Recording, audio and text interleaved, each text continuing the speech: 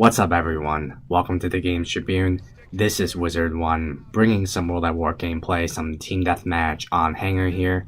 In this match, I'm using a classic SMG setup, which comprises of the SMG itself, which happens to be the Thompson for me, a blue perk of your choice, which happens to be satchel charges for me, coupled with the utmost important stopping power and steady aim perks.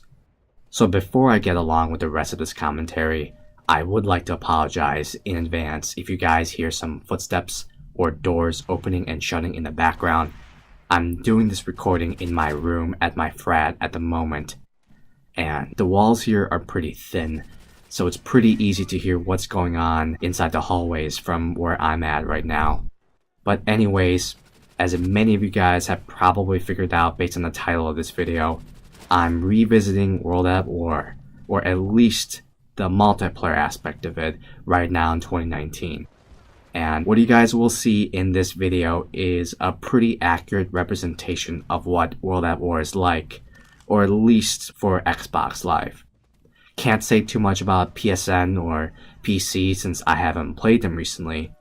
But anyways, yeah, I played a little over 15 matches before this game, and out of those matches, I've only seen maybe 2 or 3 people who have been visibly hacking with having God mode on, and a little unrelated here, but here's some triple spray content for you guys.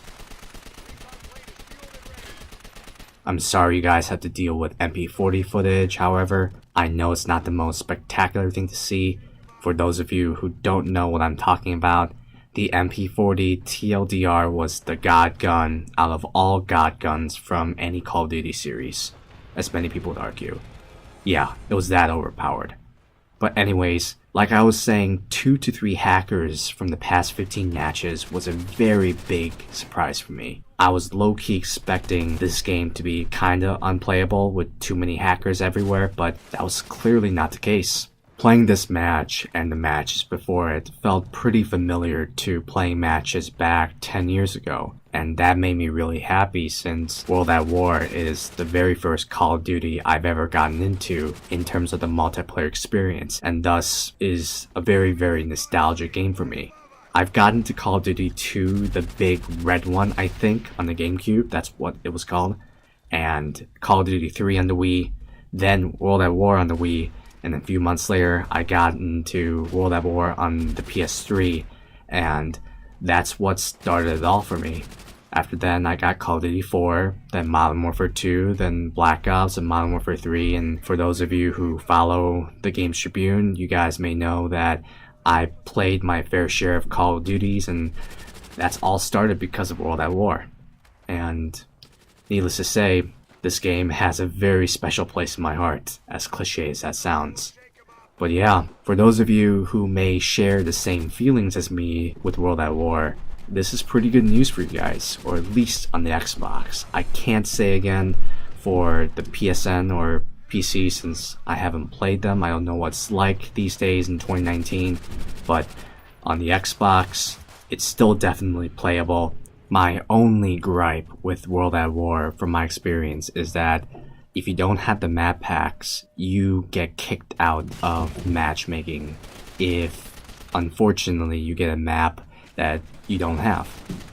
This was always the case with World at War since the map packs came out, and that was a little bit of cancer. I mean, every other game, to my knowledge, after Call of Duty 4, had matchmaking that separated people who had map packs and who didn't, so that people won't have to get kicked out every single time a map that they didn't have came up. And now, since there are only like 950 people playing World at War on a good day, that problem is stage 4 cancer now.